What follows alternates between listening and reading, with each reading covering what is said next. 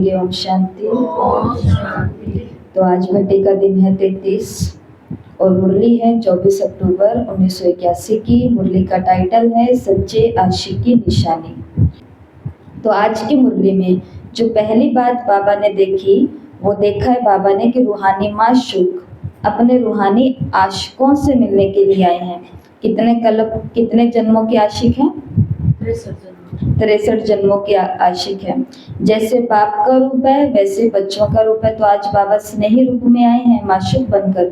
तो बच्चे भी बाबा को कैसे दिख रहे हैं? उसी रूप में दिख रहे हैं। भक्ति के अंदर जो गायन है, दुनिया जो कहती है कि परमात्मा के अनेक रूप हैं, तो ये गलती है या ये राइट है? तो इस समय बाप अनेक संबंधों के कारण अनेक रूपों से मिलते हैं। तो एक के अनेक रूप, संबंध के आधार से, कर्तव्य के आधार से, ये सब प्रैक्टिकल में है। तो अभी प्रैक्टिकल के अंदर बाबा टीचर, गुरु, कभी कभी बाबा स्टूडेंट भी है, तो कभी बाबा माता, पिता, भाई, साथी, सखा, साजन, डॉक्टर, वकील, पुलिस, आप सभी को मालूम है।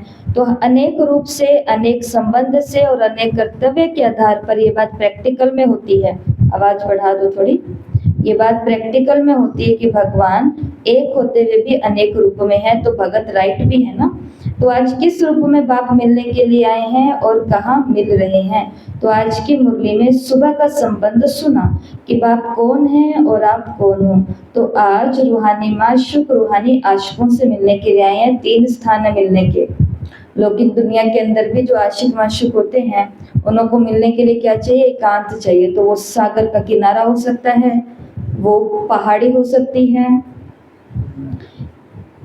या फिर वो चांदनी हो सकती है, वो पार्क हो सकता है। ऐसी कई चीजें हैं। तो बाबा ने 3 बातें बताई है। तो पहला है किनारा, तो सागर। तो आज सर्व खजानों और सर्व गुणों से संपन्न सागर के कंठे पर। दूसरा, साथ में ऊंची स्थिति के पहाड़ी पर। और तीसरा, शीतलता की चांदनी में रूहानी माशूक रूहानी आशिकों से मिल रहे हैं। तो कहाँ कहाँ मिल रहे हैं? सर्व गुणों और सर्व खजानों से संपन्न सागर के कंठे पर, किनारे पर, ऊंचे ते ऊंची स्थिति की पहाड़ी पर और शीतलता की चांदनी में। तो चांदनी है कौन सी? शीतलता। कर्मेंद्रियां सारी शांत हो जाती हैं, स्थिति ऊंची हो जाती है और हमें महसूस होता है कि अब मुझे कुछ भी नहीं चाहिए। याद है, मैं इच्छा मात्रम अविद्या आत्मा हूँ। क्या एक्शन था उसका कल? मैं इच्छा मात्रम अविद्या हूँ, मैं इच्छा मात्रम अविद्या हूँ। अर्थात बिल्कुल शीतलता आ गई है, शांत हो गए हैं, सब चीजें छोड़ दी है, एकदम धीरज। तो इसे बोलते हैं शीतलता। और यही है जो सर्व खजानों और सर्व गुणों से संपन्न करने वाली स्थिति है। तो तीनों बातें बताई। आज बाबा रूहानी आशिकों को देख रहे हैं और देख करके हर्षित हो रहे हैं। और कौन से गीत गाते हैं? हर एक बच्चे अपने अपने गीत सुना रहे हैं। वैसे बाप भी हर एक का गीत सुनते हैं, लेकिन बाप सभी का गीत सुन सकते हैं। आशिक अपना गीत गा रहे हैं और माशूक गीत का रिस्पॉन्स दे रहे हैं कि जो भी गीत गाओ सब ठीक है। वैसे हो नहीं सकता कि सब जने मिलकर के गीत गाएं और अकेला कोई सारे गीत सुन ले। लेकिन बाबा ने कहा कि बच्चे सागर के किनारे अर्थात सर्व गुण और सर्व खजानों में संपन्न होकर के ऊंची स्थिति में बैठ करके शीतल होकर के बाबा के आगे हैं, आशिक माशूक के आगे हैं और गीत गा रहे हैं। सबके सब बच्चे गीत गा रहे हैं। बाबा ने कहा गीत सबके अलग अलग हैं, लेकिन एक साथ में बाबा सभी के गीतों को सुन पा रहे हैं। और बाबा ने कहा जो भी गीत गाओ सब ठीक है। हर एक के स्नेह के बोल बाप स्नेह से सुनते हैं। आशिकों को माशूक को याद करना सहज है। सहज और निरंतर याद का संबंध और स्वरूप ये रूहानी आशिक माशूक का है। याद करना नहीं पड़ता, लेकिन याद भुलाते भी भूल नहीं सकते हैं। तो याद कैसी है? निरंतर और सहज। और इतने सारे रिश्तों में से बाबा ने आज इस रिश्ते के बारे में कहा कि जो ये रिश्ता होता है रूहानी, रिश्ता होता है आशिक माशूक का। ये ऐसा रिश्ता है जिस रिश्ते को कहीं भी किसी के भी साथ में बैठ करके, किसी भी स्थान पर है, कुछ भी है, कैसी भी परिस्थिति है, खुशी है तो भी कौन याद आएंगे? वो याद। दुख है तो भी कौन याद? वही याद। तो जिससे दिल की प्रीत है, जब तक उससे बात नहीं की, जब तक उसको सारी रिपोर्ट नहीं दी, जब तक उस तक सारी जानकारी नहीं पहुंचाई, जब तक उनको याद नहीं दी सारी की सारी बातों की, तो तब तक आत्मा को लौकिक के अंदर भी चैन नहीं मिलता है। तो बाबा ने आज इसी संबंध के ऊपर मुरली चलाई है कि आप सभी भी कौन हो? रूहानी आशिक हो। और आपका रूहानी माशूक कौन है? परम पिता परमात्मा है। तो उसको याद नहीं करना पड़ता, परंतु बोल करके भी हम उसको भूल नहीं सकते। भूलने की अगर कोशिश करें तो भी। इसका कारण क्या है? इस संबंध के कारण जो स्नेह होता है। तो हर एक आशिक के स्नेह को देख करके बाबा ने क्या देखा? आशिक अनेक है, माशूक एक है। ऐसे दिखाते ना भागवत के अंदर भी कि गोपियां गोप अनेक हैं लेकिन कृष्ण एक है। तो आशिक अनेक है, माशूक एक है, लेकिन अनेक अनुभव यही करते हैं कि मेरा माशूक, क्योंकि स्नेह का सागर रूहानी माशूक है। तो सागर बेहद है, इसलिए जितने भी हैं, जितना भी स्नेह ले, ये सागर सदा अखुट और संपन्न है। इसलिए मुझे कम तुम्हें ज्यादा, ये बातें यहाँ पर नहीं हो सकती हैं। लेने वाले जितना ले, स्नेह के भंडार भरपूर हैं। लेने वाले लेने में नंबर वार हो जाते हैं, देने वाला देने में नंबर 1 है। तो पहली पॉइंट है किनारा, पहाड़ी, चांदनी। गीत अनेक है लेकिन बाबा सभी गीतों को एक साथ सुन रहे हैं, मधुर आवाज से सुन, मधुर बाबा ने का बोल का बाबा रिस्पॉन्ड भी दे रहे हैं। याद करना हमारा सहज हो, निरंतर हो। क्यों हो? क्योंकि हम रूहानी माशूक के आशिक हैं। हमारा संबंध बहुत प्यारा और बहुत नजदीक का है। और इस प्यार के आधार पर रूह रिहान क्या हो रही है? यही हो रही है कि देने वाला सभी को एक जैसा दे रहा है, एक जितना दे रहा है। देने वाला नंबर 1 दे रहा है, परंतु लेने वाले नंबर वार हो जाते हैं। अब यहाँ तक तो सब कुछ ठीक था मुरली के अंदर, यहाँ तक सब ठीक था। अब प्रॉब्लम आगे आई है। प्रॉब्लम क्या आई है कि कहते सभी क्या है? मेरा माशूक। प्यार करना सबको आता है लेकिन तोड़ निभाने में नंबर बन जाते हैं। तो प्यार कि ये मेरे प्यारे हैं, ये करना तो सबको आता है, परंतु उस प्यार को निभाना, बाबा ने कहा नंबर किस में बनते? इसमें। मेरा माशूक करते करते बाबा ने कहा बच्चे बीच में कहाँ चले जाते हैं? फेरा लगाने के लिए चले जाते हैं। फेरा लगाने के लिए किसके पास जाते हैं? यहाँ पर भी तो बहुत सारे प्यारे बनाए हुए हैं ना नीचे धरती पर। तो बाबा ने कहा मुझसे प्यार करते करते वो कहाँ पहुंच जाते हैं? फेरा लगाने के लिए इधर उधर संबंधों में पहुंच जाते हैं। तो बाबा ने क्या देखा कि मेरा कहते तो सब है लेकिन मेरा कहते भी करते क्या है? जानते हो क्या करते हो? तो बताओ क्या करते हो? फिर फेरा लगाने के बाद जब थक जाते हो फिर कहते हो मेरा माशूक। वो द्रौपदी वाली बात कि सब तरफ फेरा निकाल लिया, उसके बाद में क्या कहा? भगवान आप ही मेरी रक्षा करोगे। तो वो बाबा ने कहा एक द्रौपदी है ही नहीं, हम सभी कौन है?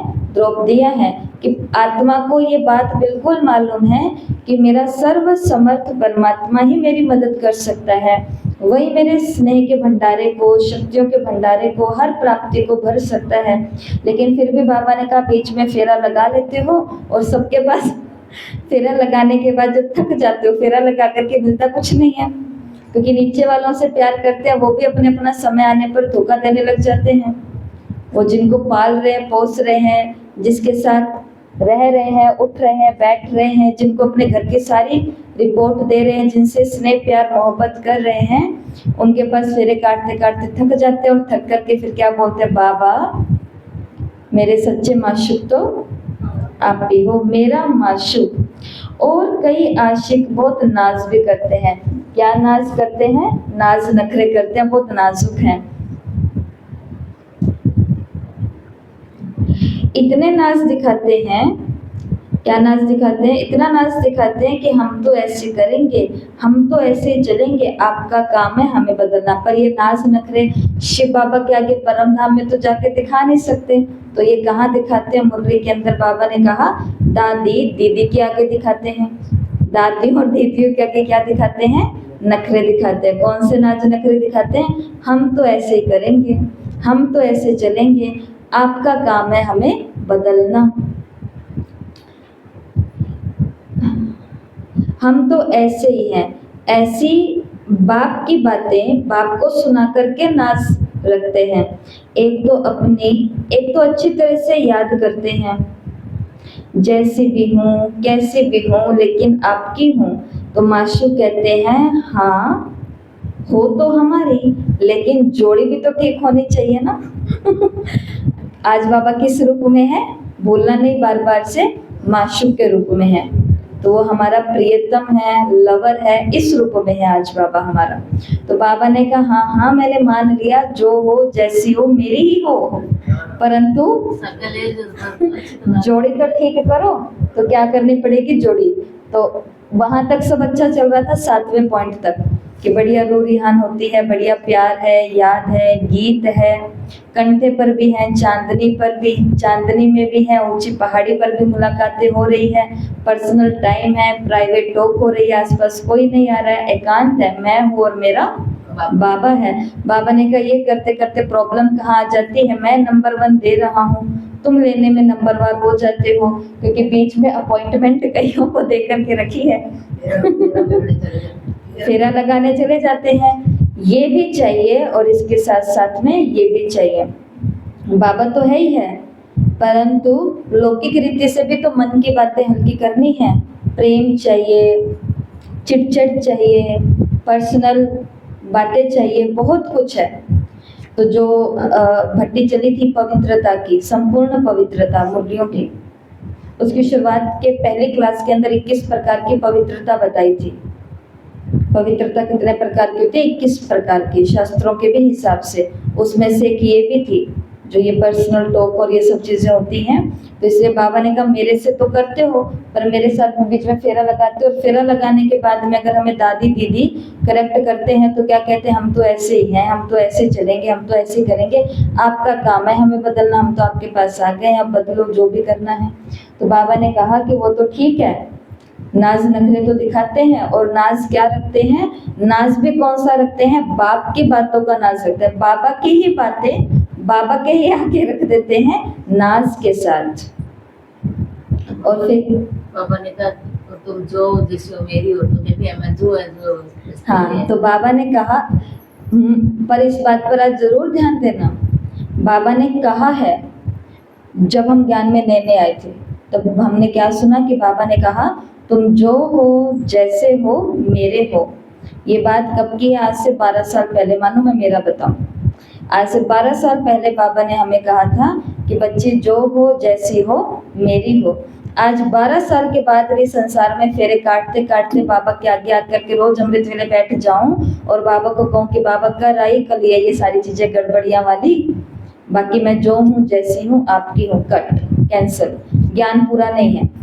अव्यक्त मुरलियों में ही बाबा ने सारी बातें कही है कि जो हो जैसे हो मेरे हो। जब आए थे तब स्वीकार किया था कि जन्म जन्मांतर के पापी अजामिल फलाना फलाना फलाना मेरे सामने आया, मेरा बच्चा जो है जैसा है मेरा है।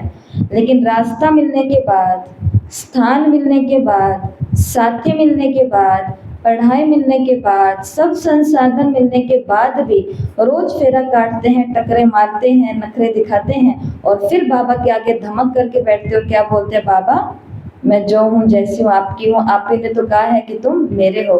तो ये बात मानी जाएगी? जैसे वैसे अपनाती है, बाद में ज्यादा तंग करती है, राइट, ना मानती है, क्या होता है? कैंसिल हो जाता है।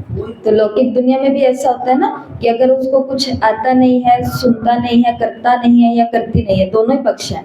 तो फेरा लिया तब तो वो अच्छा था, अच्छी थी, या जैसे भी थे स्वीकार कर ले एक दूसरे को, परंतु अगर वो संस्कार लंबा चलता रहे तो नहीं होएगा ना फिर। तो इस बात को आज के बाद में अपने दिमाग से गेट आउट कर देना है। कौन सी बात? कि बाबा जो हूँ जैसी हूँ आपकी हूँ, वो भगवान को ही पता है, हम क्या बता रहे हैं। अब सुधरना है। तो बाबा ने कहा हमारी तो हो, परंतु अब क्या ठीक करो, थोड़ी जोड़ी ठीक करो। दो बातें बाबा ने बताई। तो जो माशूक है, शिव बाबा है, तो जो माशूक है, एक तो वो पतला बहुत है, उसका वेट कम है, और जो आशिक है वो भारी बहुत है, उसका वेट बहुत है। तो शिव बाबा जो बिंदु है वो बहुत इजी है। बच्चे गलतियां कर रहे हैं, कोई बात नहीं, चांस है, करते रहो, और करो, 2 क्यों करो, 4 कर लो भले, कुछ नहीं कहता, इजी स्वभाव में है, क्योंकि उसको पता है समय गिरावट का है, बच्चे गिर रहे हैं, कोई बात नहीं, मैं जाऊंगा उठाने के लिए, उठ जाएंगे, हल्का है। लेकिन बच्चे कैसे हैं, भारी है, हर छोटी छोटी बात पर क्या हो जाते हैं, लोड ले लेते हैं, भारी हो जाते हैं। तो बाबा ने कहा जोड़ी अच्छी लगेगी, एक लंबा हो, एक छोटी हो, एक पतला हो, एक मोटी हो, एक गोरा गोरा हो और एक काली काली हो। ड्रेस बाबा ने बताई कि 2 ड्रेस मैं तुम्हारे लिए लाया हूँ, चमकदार ड्रेस, परंतु सजनी को कौन सी ड्रेस पसंद है, काली और दाग वाली। याद आया कुछ आपको? 5 ड्रेसेस बताई थी जो बाबा ने उस मुरली में कहा था ये 5 वस्त्र नहीं पहनने हैं। वो कौन से 5 वस्त्र थे? 5S, 5S थे। कौन कौन से थे? पहला सोइल, सोइल का मतलब मिट्टी वाली ड्रेस नहीं पहननी है। दूसरा खून के धब्बे, ब्लड स्टेन, ये वाली ड्रेस नहीं पहननी है। दूसरा था स्टेन, दाग वाली ड्रेस भी नहीं पहननी है। 3 हो गए। चौथा बदबू वाली, स्मेल वाली ड्रेस नहीं पहननी है। गंदे काम करते हैं, बुरे काम करते हैं, पापी काम करते हैं, और बाबा के आगे आते हैं गुस्सा करने के बाद, तो बाबा क्या करेंगे, नाक बंद कर लेते हैं। तो क्योंकि बाबा को हमसे क्या आती है, इस ड्रेस से, इस चमड़ी से क्या आती है, बदबू आती है। ये हो गए 4। और 5वां कौन सा है? 5वां था देह अभिमान वाली ड्रेस। ये 5 थे। स्किन जिसके अंदर था, स्किन, चमड़ी वाली ड्रेस। मैं भी चमड़ी, ये भी चमड़ी, कितने सुंदर है, इनकी आंखें कितनी सुंदर है, इनके बाल कितने सुंदर हैं। ये तो आजकल मोटे हो गए हैं, ये आजकल पतले हो गए हैं, ये आजकल ऐसे हो गए, वैसे हो गए। सारा दिन हर एक के शरीर की आकृति को देखना, नए नए नक्श को देखना। तो अब आंखें फोड़ के तो नहीं बैठेंगे, वो तो दिखेंगे, परंतु देख करके आगे ये कमेंट्स करना या कॉम्प्लीमेंट करना, 2 बातें। एक होते हैं कमेंट, अर्थात उसके ऊपर कोई तर्क डाल देना, टिप्पणी करना, और दूसरा होता है कॉम्प्लीमेंट, उसकी प्रशंसा करना। तो दोनों ही बातें चमड़ी की ड्रेस में आती हैं। और बाबा के भी बच्चे जो वाइट ड्रेस वाले हैं, वो भी उन्होंने भी कौन सी ड्रेस पहनी हुई है? अभी तक भी चमड़ी वाली ड्रेस पहनी हुई है। कहीं कहीं पर तो बहनों के लिए भी बोल देते हैं कि ये मोटे हो गए हैं, ये छोटे हो गए हैं। चलो छोटा तो कौन होगा, ये मोटे हो गए हैं, ये पतले हो गए हैं, इनके स्किन ऐसी हो गई है, इनका शरीर का हाव भाव ऐसा हो गया, इनकी चाल कैसी हो गई है। ये बातें हम किनके बारे में कर रहे हैं? अभी ये जो 9 दुर्गा चल रही है, ये किसकी यादगार में चल रही है? ये जितनी भी सफेद साड़ियाँ वाली घूमती हुई दिख रही हैं, कल ही कोई ब्रह्मा कुमारी बनी है, लेकिन ग्रस्त में रहने वालों से तो श्रेष्ठ होगी ना, होगी कि नहीं होगी? हमसे तो कुछ उसने पूर्व जन्म के अंदर कुछ ऐसी कमाई करी हुई है जो इस जन्म में, इतनी छोटी सी उम्र में, जिसको संसार का टेस्ट भी नहीं लिया, उसने कैसे उस संसार को छोड़ दिया? क्योंकि आत्मा पीछे से तप करते करती आई है, और कितना बड़ा डिसीजन ले लिया। हमसे हमारा एक घर 2 घंटे के लिए नहीं छूट रहा है, और इन्होंने अपनी कितनी सारी इच्छाएं, जो सपने बनाए होंगे, ना जाने क्या क्या, ऐसे करेंगे, ये करेंगे, वो करेंगे, यहाँ जाएंगे, ये खाएंगे, और वो सपने सारे क्या हो गए? चकना चूर। दादी अपना अनुभव सुनाते हैं ना, एक दादी हैं, तो बहुत ही मज़ेदार उनके अनुभव की क्लास है। वो यही बोलते हैं कि मेरे सारे सपने चकनाचूर हो गए जब मुझे बाबा मिले। तो ये पुरानी बातें हैं, तो अभी तो वो दादियाँ भी नहीं हैं, इसलिए ये 5 ड्रेसें तो हमें पहननी नहीं है, काले और दाग वाली। और सुंदर बात आज की मुरली में बाबा ने ये कही है कि तुम्हें ड्रेस बदलनी भी नहीं है। ऐसा नहीं कि काली और दाग वाली ड्रेस को उतार करके चमकीली ड्रेस पहननी है। बाबा ने कहा वो ड्रेसेस हटा ही चुकी हैं, अब ये नया कपड़ा ही पहना दिया है। अदली बदली करने वाला काम ही नहीं है कि इसको उतारो फिर इसको पहनो, इसको पहनो फिर इसको उतारो, ऐसा है ही नहीं। ड्रेस ही वो कैंसिल है, एक ही ड्रेस, और वो ड्रेस कौन सी है? चमकदार। चमकदार। तो वो चमकीली ड्रेस वाले, तो आप स्वयं ही सोचो कि माशूक है सजा सजाया और आशिक बिना श्रृंगारी हुई होगी तो अच्छी लगेगी, शोभेगी? साजन तो एकदम सज धज करके आया है और सजनी है अभी वो ब्यूटी पार्लर तक पहुंची भी नहीं है, सब हाल बेहाल है, अच्छा लगेगा? ससुराल में फेरा हुआ जो सारी चीजें आ रहा है बाकी घर पे वो कर रहा तो अच्छा नहीं लगेगा ना। तो इसलिए बाबा ने कहा साजन सर्व गुणों से, सर्व शक्तियों से, सारी करामात से सजा हुआ है, तो सजनियों को भी सजना है। और सजने के अंदर वस्त्र भी आते हैं। तो आप खुद ही सोचो, वो चमकीली ड्रेस वाले और आप आशिक काली ड्रेस वाली, दाग वाली ड्रेस पहनी हुई, तो क्या अच्छी लगेंगी? क्या समझते हो? फिर कहते क्या हो, हमारे दागों को मिटाना तो आपका काम है। अब ध्यान से सुनना कि बाबा पहन ली है ड्रेस, लगे हुए हैं हमारे दाग, अब क्या करें, हम है ही ऐसे। तो बाबा को कहते हैं ऊपर से कि बाबा हमारे दाग आप ही तो मिटाओगे, लेकिन जब माशूक ड्रेस ही चेंज कर देते हैं, ड्रेस ही परिवर्तन कर देते हैं, तो वो वाली ड्रेस पहनते क्यों हो जो दाग मिटाने में भी समय गंवाना पड़े, दाग रगड़ने में मिटाने में टाइम क्यों वेस्ट करना पड़े? वो ड्रेस हमको पहननी नहीं है, वो काले काम हमें करने ही नहीं है। पहले वो ड्रेस काली काली पहनूंगी, फिर वो काम बिगाड़ूंगी, फिर बाद में बाबा के आगे आके बैठूंगी कि बाबा आप भी तो मेरे को सुधारोगे, और कौन सुधारेगा? इतना टाइम वेस्ट करेंगे। तो उस दिन आपको क्या बोला था, यूपीएससी की स्टडी करने वाला वो भाई जो एक बहुत बड़ा टीचर है, उन्होंने क्या बताया कि मेरे 10 मिनट वेस्ट मैं करता था, 10 मिनट मोबाइल चला लेता, कुछ नहीं होता। उसी समय मैंने दिमाग में एक वाक्य सेट करके रखा था, खुद ही खुद को बचाना है। देखो इस दुनिया में हमारे लिए कोई नहीं आने वाला है जो हमें बचाएगा, या कोई है आपके लिए जो आपको बचा लेगा? कोई किसी को नहीं बचा सकता। खुद ही खुद का क्या बनना पड़ता है? एक शब्द आता है मसीहा, खुद ही खुद का मसीहा बनना पड़ता है। खुद ही खुद के लिए सिस्टम सेट करो। हाँ जी, खुद ही खुद के लिए जजमेंट करनी पड़ती है, निर्णय करने पड़ते हैं, और खुद ही खुद का फैसले करने पड़ते हैं, खुद ही खुद का मसीहा बन करके खुद को उस गंध से, उस जंजीर से बाहर निकालना पड़ता है। खैर, तो ऐसी बातें हैं। तो इसके लिए अगर 10 मिनट वेस्ट किए तो मेरे से 100 स्टूडेंट आगे निकल जाएंगे, ऐसा उसने सोचा। फिर अगले 10 मिनट वेस्ट किए तो फिर 100 स्टूडेंट मेरे से आगे निकल जाएंगे, फिर 10 मिनट वेस्ट किए तो फिर 100 स्टूडेंट आगे निकल जाएंगे। इसलिए टाइम वेस्ट करना ही क्यों है? तो बाबा ने कहा काली ड्रेस, दाग वाली ड्रेस पहनोगे, फिर रगड़वाओगे, बाबा के आगे बैठेंगे, बताएंगे। बाबा ने कहा मैं ड्रेस ही चेंज करके लाया हूँ। चमकीली ड्रेस वाले चमकते हुए श्रृंगारधारी बन माशूक के साथ चमकीली दुनिया में क्यों नहीं रहते? वहाँ कोई भी दाग लग नहीं सकता। तो हे आशिकों, सदा माशूक समान संपन्न और सदा चमकीले स्वरूप में अर्थात संपूर्ण स्वरूप में स्थित रहो। माशूक को और एक बात में मेहनत करनी पड़ती है। जानते हो किस बात में मेहनत करनी पड़ती है? वो भी बहुत रमणीक बात है कि माशूक को सोचना पड़ता है कि इनको साथ कैसे लेकर के जाएंगे, सजनी कैसी है, बहुत भारी बहुत है। तो माशूक सोच रहा है कि लेकर के कैसे जाऊंगा। बातों का वेट बहुत रखा हुआ है।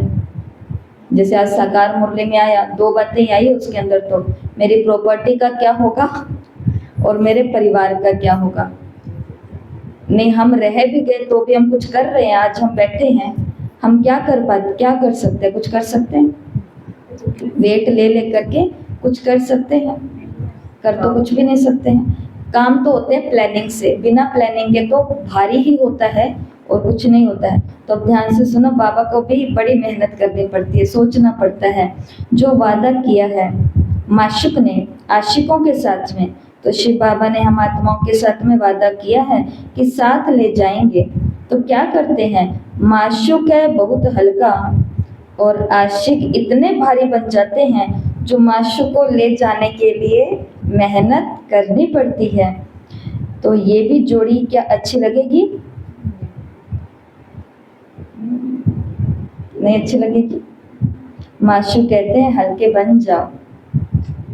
तो क्या करते हैं, हल्के होने के लिए क्या करना चाहिए, एक्सरसाइज। एक्सरसाइज। तो अभी शाम को भी हमारा वो 9 दिन के नवरात्रे का जो चल रहा है, उसके अंदर हमने सच्ची मुच्ची में कोई डांडिया नहीं किया, वो सभी ने गरबा चला करके, माँ भवानी का गीत चला करके सभी ने एक्सरसाइज ही की थी। तो वो अपने आप में एक्सरसाइज है। शरीर का वेट भी कम करने के लिए तो ऐसे ही बताते हैं, एक्सरसाइज करो। शिव बाबा ने कहा यहाँ पर जो बोझ डाला है, भारी यहाँ से हुए हैं, तो इसको भी क्या करनी है, एक्सरसाइज से हल्का करना। और एक्सरसाइज 4 है, अभी अभी निराकारी, अभी अभी आकारी, अभी अभी साकारी और अभी अभी कर्म योगी अर्थात सेवाधारी। ये 4 एक्सरसाइज है। अभी अभी सेवा की, सेवा से गए परम धाम, परम धाम से आए आकारी दुनिया में, आकारी दुनिया से आए साकार में, साकार में जो भी जिम्मेवारियां वो पूरी की। फिर से मैं सेवाधारियों सकाश दिया, ये किया, मनसा शक्ति दी, दया की, कृपा की, करुणा की, रहम किया और फिर से कहाँ चले गए, यहाँ। तो पूरा दिन क्या करते रहो, बाबा ने कहा ये एक्सरसाइज करते जाओ तो आत्मा का वेट क्या हो जाएगा, हल्का हो जाएगा। तो ये आपको बता देते हैं बाबा ने कौन सी एक्सरसाइज बताई है। अभी अभी निराकारी, अभी अभी अव्यक्त, अभी अभी साकारी कर्मयोगी और अभी अभी विश्व सेवाधारी। तो सकाश विश्व सेवाधारी। सेकंड में स्वरूप बन जाना, यही है रूहानी एक्सरसाइज। टाइम नहीं लगना चाहिए कि परम धाम में सेट ही नहीं हो रही हूँ, सेट ही नहीं हो रही हूँ। तो काम कितने में होना चाहिए, सेकंड के अंदर होना चाहिए, ऐसे बाबा ने कहा। और कौन सा बोझ अपने ऊपर रखते हो, वेस्ट की वेट बहुत है इसलिए हल्के नहीं बन पाते हो। तो 4 बाबा ने वेस्ट बताई है, 4 बातों की वेट है। वो 4 बातें कहाँ कहाँ हैं, कोई समय के वेस्ट के वेट में है, टाइम वेस्ट भी कर रहे हैं और अफसोस भी कर रहे हैं कि आज मेरा टाइम वेस्ट हो गया। ऐसा होता है, टाइम वेस्ट हो रहा है, पता ही चल रहा है मैं टाइम वेस्ट कर रही हूँ, फिर भी क्या कर रहे हैं, टाइम वेस्ट कर रहे हैं। तो पहला बोझ है टाइम को वेस्ट करने का, दूसरा बोझ है संकल्पों को वेस्ट करने का, तीसरा बोझ है शक्तियों को वेस्ट करने का और चौथा बोझ है संबंध संपर्क में भी वेस्ट, व्यर्थ बातें। ये रिश्ते हमें किस लिए मिले हैं, चाहे लौकिक वाले चाहे लौकिक वाले, वो व्यर्थ बातें करने के लिए मिले हैं, नहीं मिले हैं। तो अब कैसे मिले हैं, मैं जो हूँ बाबा जैसी हूँ आपकी हूँ, ले लिया बाबा ने। अब इन रिश्तों को, इस टाइम को, इस संकल्प को और इन शक्तियों को कैसे लगाना है, कार्य में लगाना है, काम में लगाना है, विश्व कल्याण की सेवा में लगाना है। तो बाबा ने कहा एक तो इन 4 बातों का वेट थोड़ा कम करो। यहाँ पर शरीर के मोटे पतलापे की बात नहीं है, शरीर के काले गोरे की बात नहीं है। शरीर से वाइट चमकीली ड्रेस पहन ली है और कर्म है काले काले, तो बाबा इन बातों पर थोड़ा ज़्यादा ध्यान खिंचवा रहे हैं। तो इसके लिए पहला तो ड्रेस पहननी है चमकीली फरिश्तों की, और दूसरा वजन क्या करना है, थोड़ा कम करना है, वेट कम करना है। किन बातों में, 4 बातों में। टाइम वेस्ट हो रहा है, देखो टाइम कहाँ कहाँ वेस्ट हो रहा है और टाइम है कहाँ वेस्ट करने के लिए। हम तो आजकल ये सोचते हैं, एक बहन 4 दिन से लगातार कॉल कर रही है, आप मानोगे नहीं 4 दिन से, लेकिन मुझे मालूम है कि उनसे बात करने के लिए मेरे को 15-20 मिनट आराम से चाहिए, क्योंकि उनकी बात ऐसी ही होगी, जहाँ तक मुझे पता होता है कि उनको 15-20 मिनट चाहिए उसकी बात को सुनने के लिए मेरे को। लेकिन 4 दिन से उनसे बात नहीं हो पा रही है, तो टाइम ही नहीं है। तो टाइम, चलो इसको तो हम वेस्ट भी नहीं कहेंगे, परंतु हम बोल रहे हैं काम की चीज के लिए भी टाइम नहीं निकल रहा है, 24 घंटे भी कम पड़ रहे हैं। तो ऐसा लग रहा है थोड़ा टाइम बढ़ जाए, और अगर हम बैठे बैठे टाइम वेस्ट कर रहे हैं तो क्या ये अच्छी बात है? तो फिर हमारा टाइम मैनेजमेंट नहीं है बढ़िया। 3:30 बजे जो सुबह उठेगा, दिन के अंदर सिर्फ सेवाएं चल रही है, बढ़िया घर के काम करो, बढ़िया सेवाएं करो, बढ़िया नोट्स बनाओ, बढ़िया होमवर्क करो, जो सारा एकदम पंक्चुअलिटी से अपने सारे कर्तव्यों को पूरा करेगा, तो सीधा रात को बिस्तर पर 10:30-11 बजते ही उसको क्या आएगी सीधी, अब कहाँ ये चलाने का टाइम, कहाँ उनसे बात करने का टाइम, कहाँ रोने धोने का टाइम, अब क्या करें। प्रॉब्लम्स भी आती हैं तो हम अनुभव करते हैं कि बातों को भी सॉल्यूशन करने का टाइम ही नहीं है कि 1 घंटा 1 दिन बैठ करके इसका सॉल्यूशन करें, इतनी देर में सॉल्यूशन करना। और कमाल बाबा की है कि बाबा को पहले, जैसे आज के साकार मूल्य में था कि बाबा से बातें पूछते नहीं रहना, बाबा भोग कैसे लगाऊं, बाबा भोग में आज क्या बनाऊं, बाबा इसके हाथ का खा लूं, बाबा उसके हाथ का खा लूं, बाबा शादी में जा रही हूँ, आज मर्ग में जा रही हूँ, क्या करूं। ये जितने भी प्रकार की बातें हैं, ये बातें किससे पूछनी है, योग के अंदर ही सॉल्यूशन लेने हैं। बाकी बाबा से पूछने की यहाँ पर कोई भी बात नहीं है, खुद ही विवेक होना चाहिए, खुद ही मालूम होना चाहिए। इसी प्रकार से अब कोई पूछने करने की बात थोड़ी ना है, इसलिए आई बात समाधान करो, आगे निकलो। तो इन चारों बातों का क्या करना है, वेट कम करना है। तो जोड़ी कैसे बन जाएगी, समान बन जाएगी। बाबा ने मुरली में बोला, अगर समानता नहीं तो समीपता नहीं, और अगर समानता है तो समीपता है। भगवान के नजदीक कौन रह सकता है, जो भगवान के जैसा है। भगवान के हृदय में सबके लिए केवल दया है, और जिस मनुष्य के हृदय में सबके लिए दया ही होती है, वो भगवान उसके बहुत नजदीक रहता है। उसके सारे काम फिर कौन करता है, बाबा ने कहा ना कि तुम मेरे को याद करो, बाकी तुम्हारे सारे काम तो मैं कर दूंगा। याद करने का मतलब है हमें तो केवल मेहनत करनी उसके जैसा बनने की। तो ऐसा है, ठीक है। तो जो समान होता है वो समीप होता है, और जो दूसरी इक्वेशन है, जो समान नहीं फिर वो समीप भी नहीं हो सकता। बाबा मेरे को टच नहीं करता, बाबा मेरे को जवाब नहीं देता, तो उसके लिए देखना पड़ेगा उसके हृदय में सबके लिए दया मेरे मन में है। वो सबको माफ कर सकता है, मैं कर सकती हूँ।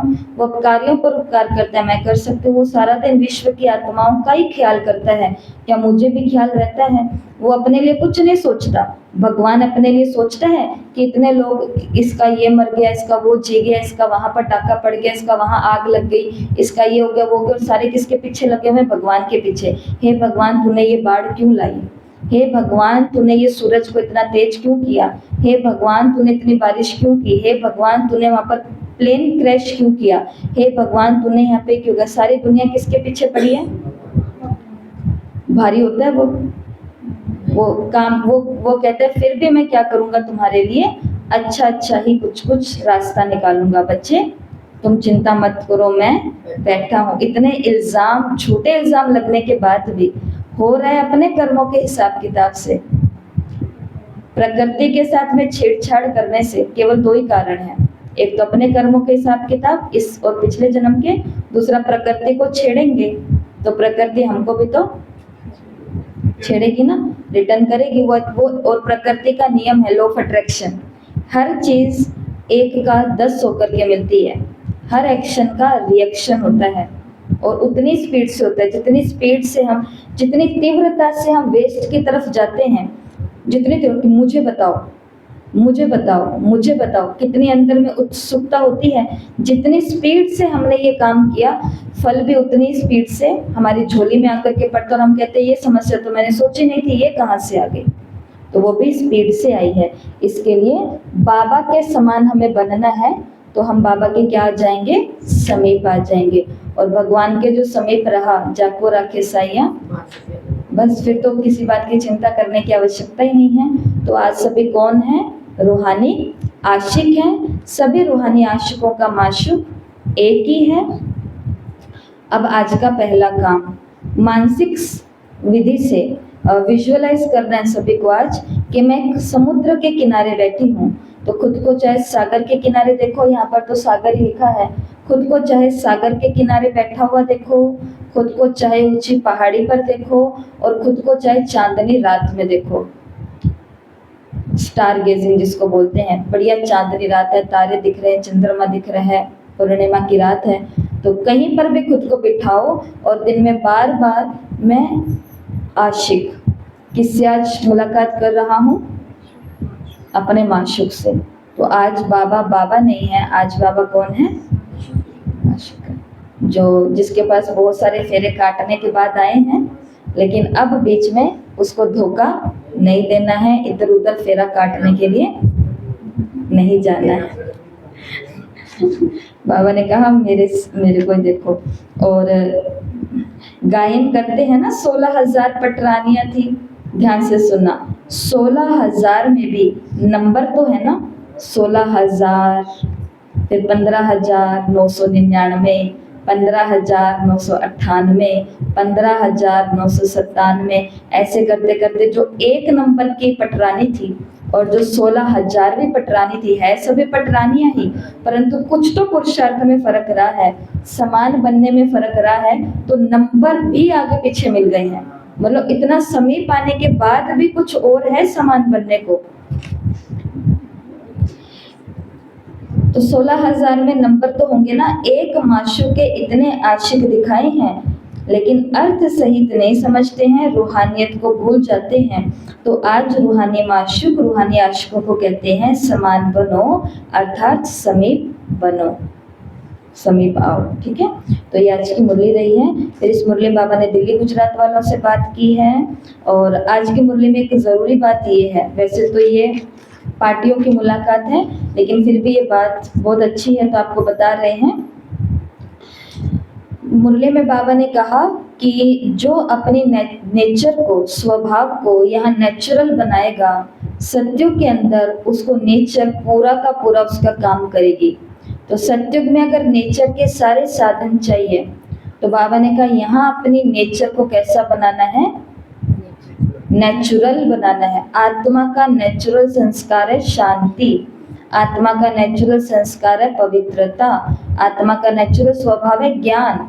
ज्ञान में हमें आंखें खोल के रखनी है, अज्ञान की बातों में हमें नींद आ जानी चाहिए, अर्थात बुद्धि भटक जानी चाहिए ज्ञान में। तो ये आत्मा का नेचुरल है। बाबा ने कहा जैसे सबसे ज्यादा सेवा कौन करेगा, सूर्य।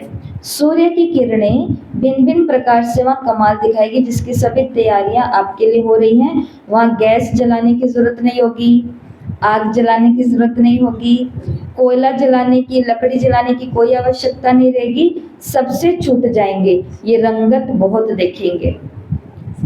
तो ऐसे वहाँ पर प्रकृति पूरा काम करेगी। इसलिए नेचर के सुख लेने के लिए अपनी ओरिजिनल नेचर को बनाओ, तब नेचर द्वारा सब सुख प्राप्त कर सकते हो। जैसे यहाँ पे पंछी उड़ते हैं, वैसे बाबा ने कहा वहाँ सारे विमान एक साथ उड़ेंगे। सबके रॉयल फैमिली के विमान अपने अपने होंगे, संगठन में होंगे, ऐसा। ठीक है, फिर आगे मधुबन निवासियों से बात है, फिर आगे फिर ग्रुप से बात है, फिर आगे टीचर से बात है, फिर मधुबन के सेवाधारियों से बात है। तो सभी को ये मुरली पढ़नी है। सभी रात को मुरली पढ़ भी चुके हैं, सभी ने मुरली का सार भी रात को सुन लिया होगा। तो आज भी घर जाकर के मुरली कितनी भी बड़ी क्यों ना हो, परंतु किसका लव लेटर है ये, मेरे प्रियतम का, मेरे माशूक का। तो लव लेटर को जितनी बारी पढ़ो उतनी बारी कम है। गिनती करके पढ़ती है कि एक बारी पढ़ लिया, चलो काम तू सुना दे क्या सुनाया है, ऐसे करते हैं। मधुबन के सेवाधारियों की, टीचर की तारीफ की है, तारीफ ही तारीफ बाबा तो करते हैं। ठीक है, तो ऐसी मुरली को पूरी पढ़ लेना, इंपॉर्टेंट नोट्स है वो तैयार कर लेना। तो ये सारी बातें कवर हो गई है। तो आज का पहला काम है, तो मनसा के द्वारा सागर के किनारे कंठे पर खुद को देखना, दिन में बार बार जब आप योग करते हो। दूसरा काम है सोल टू सोल लेटर, तो बाबा को पत्र लिखना है। आज मैं आशिक अपने माशूक को पत्र लिखूंगी, तो लव लेटर लिखना है। आपको काफी सारी फोटोज भेज देंगे, ऐसे सीधा ही कैसी भी राइटिंग में स्टार्ट मत हो जाना क्योंकि पत्र लिख रहे हैं ना, पता नहीं कि माशूक कल को किसी को दिखा दे कि देखो पत्र लिखना हो तो मेरे इस आशिक के जैसा लिखना है। गुड फ्रेंड है, नहीं दिखाएगा। तो ये देखो कुछ आपको टेम्पलेट्स है वो भेजेंगे, ये है, आगे आगे आते जाएंगे, ऐसे कई हैं तो आपको भेज दिए जाएंगे। ऐसा कुछ भी शेप बना करके तो आपको, जैसे बाबा को, और कहानी नहीं लिखनी, बाबा मैं दुखी हूँ मेरी कोई सुनता नहीं है, ज्ञान में ये नहीं आते हैं वो नहीं आते हैं। भूल जाओ कि आपके पीछे कोई परिवार भी है, आप एक कुमारी हो, आप एक कुमार हो, सिंगल हो आप।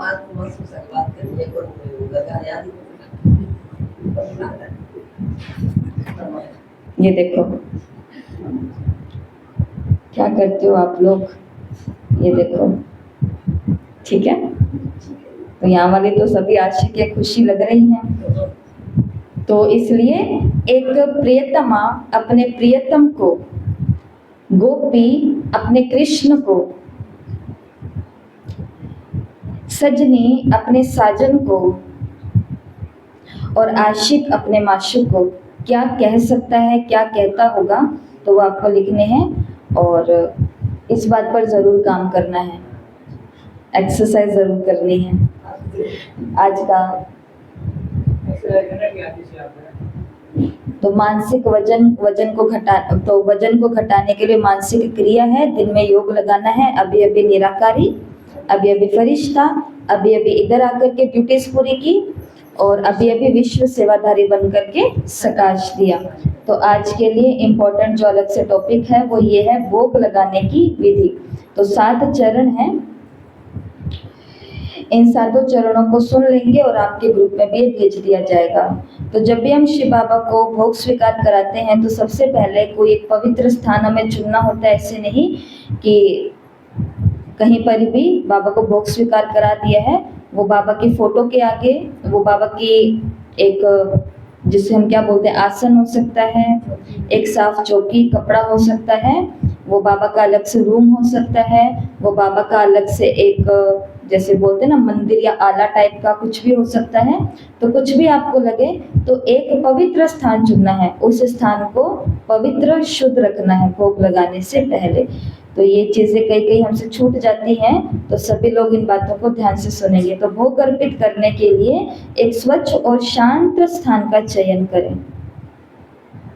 इसे अपने व्यक्तिगत योग के स्थल या बाबा के कमरे में करना बेहतर होगा, ठीक है, जहाँ पे आप पर्सनल योग करते हो या बाबा का रूम है। आवाज गूंज रही है। दूसरा है कि भोग के लिए स्वयं को तैयार करें। देखो अगर सुबह का भोग है तो सबसे अच्छी बात है आप नहाए धोए स्वच्छ कपड़े पहने हुए अच्छे होंगे। और अगर आप भोग दिन में लगाते हो तो हाथ मुंह पैर सब धो करके अच्छे से और फिर स्वयं को तैयार करना है। तो स्नान करें या अपने हाथ और चेहरा धोकर स्वयं को शुद्ध करें। पवित्रता बनाए रखने के लिए स्वच्छ और सादे वस्त्र पहने भोग के लिए। दूसरा और तीसरा है भोग तैयार करें। तो पहला स्थान को चूज करना है, वो स्थान कैसा होना चाहिए। दूसरा है अपने आप को प्रिपेयर करना है, मेरे कपड़े, मेरे हाथ मुंह पांव या फिर स्नान आदि। तीसरा है भोग तैयार करें। तो जो भी हम फल चुन रहे हैं, जो भी हम बर्तन चुन रहे हैं, जो भी चीजें हैं तो उनको अच्छे से धो लें अगर फल आदि है तो। नहीं तो भोजन है, कुछ चावल और बना रहे तो उसको अच्छे से चुगना होता है, करना होता है, वो आप सभी को मालूम है। भोग बनाते समय अपने विचार पवित्र रखें और एक योगयुक्त मनस्थिति बनाए रखें। भोग को शिव बाबा को अर्पित करने से पहले चखें नहीं। भोग को शिव बाबा को अर्पित करने से पहले चखें नहीं। भोग का एक स्वच्छ प्लेट या कटोरे में रखें भोग को और इसे शिव बाबा के चित्र या फिर ट्रांसलाइट के आगे रख दें। देखो घर के अंदर जो बनता है उसको आप टेस्ट नहीं कर सकते हो, परंतु टीचर बहनों को ये बात बताई हुई होती है जो कि बाबा के द्वारा कभी एक विषय पर बताई गई है। तो जो बनाने वाली होती है उसको, जो भोग बनाने वाले होते हैं उसको ही केवल एक को ये परमिशन होती है जो योगी स्थिति में होती है कि जो केवल भोग को टेस्ट कर सकते हैं, वो भी बाबा के भोग की कटोरी आदि निकालने के बाद में या फिर पूर्व भी, क्योंकि बाबा को भी हम अच्छे से लगाएं। लेकिन ये कंडीशन में होता है अगर वो कोई बहुत ही प्योर पवित्र अच्छी आत्मा है तो, नहीं तो कोई भी चखने, क्योंकि हमारा वो भोग जो बनाया वो कई लोग खाने वाले हैं, तो नहीं तो बाबा को भोग लगाने के बाद ही चखेंगे अगर अर्जेंट नहीं है। और अगर बहुत ही अर्जेंट है तो भी ऐसे निमित्त ही होते हैं, नहीं तो बिना चखे हुए बाबा को क्या लगाना है, भोग लगाना है। तीसरा हो गया। चौथा है याद में बैठे, शांत मुद्रा में बैठे, शिव बाबा के गीत या योग के माध्यम से जुड़े और अपने मन को शांत करें। भोग शिव बाबा को अर्पित करते समय कल्पना करें। क्या कल्पना करनी है? 5वां पॉइंट है कि भोग अर्पित कैसे करना है। कुछ यहाँ पर वाक्य हैं वो आपको बोलने हैं अर्पित करते समय, तो सभी पीछे पीछे रिपीट करेंगे। बाबा मैंने ये भोग आपके लिए प्रेम पूर्वक तैयार किया है, आप इसे प्रेम पूर्वक स्वीकार करें और अपने दिव्य वरदानों ईश्वरीय शक्तियों से इसे भर दे। बाबा मैंने ये भोग आपके लिए प्रेम पूर्वक तैयार किया है, आप उसे प्रेम पूर्वक स्वीकार करें और अपने दिव्य वरदानों और दिव्य शक्तियों से ईश्वरीय शक्तियों से इसे भर दे। योग भोग लगाते समय इस मनोस्थिति में रहना है और बाबा को ये बोलते बोलते भोग स्वीकार कराना है, अर्पित कराना है। छठा स्टेप है भोग के साथ योग करें। 5-10 मिनट मौन में बैठे बाबा को याद करें और बाप दादा की उपस्थिति को महसूस करें। कल्पना करें कि भोग दिव्य ऊर्जा से शुद्ध और शक्तिशाली हो रहा है। और लास्ट 7वां स्टेप है योग के बाद भोग को प्रसाद के रूप में प्रेम और श्रद्धा से मौन में ग्रहण करें और इसे दूसरों के साथ भी शेयर करें, साझा करें। ठीक है, तो भोग जब लगाना है उससे पहले उस स्थान को चूज करके रखो। वो स्थान अलग ही होना चाहिए, साफ सुथरा होना चाहिए, स्वच्छ होना चाहिए। दूसरा, मेरी खुद की स्वच्छता शुद्धता होनी चाहिए, नहाया हुआ होना चाहिए या फिर हाथ मुंह पैर आदि धोया हुआ होना चाहिए। और कपड़े कैसे होने चाहिए? साफ होने चाहिए। ठीक है, स्वच्छता। और तीसरा स्टेप है कि जो फल या जो भोजन हम तैयार करने जा रहे हैं उसके अंदर भी कोई अपवित्रता, अशुद्धता, गंदगी ना हो, इसकी चेकिंग करनी है। भोग तैयार करना है और बाबा की याद में बनाना है। फिर योग में बैठना है, भोग अर्पित करना और अर्पित करते समय क्या बोलना वो बता दिया।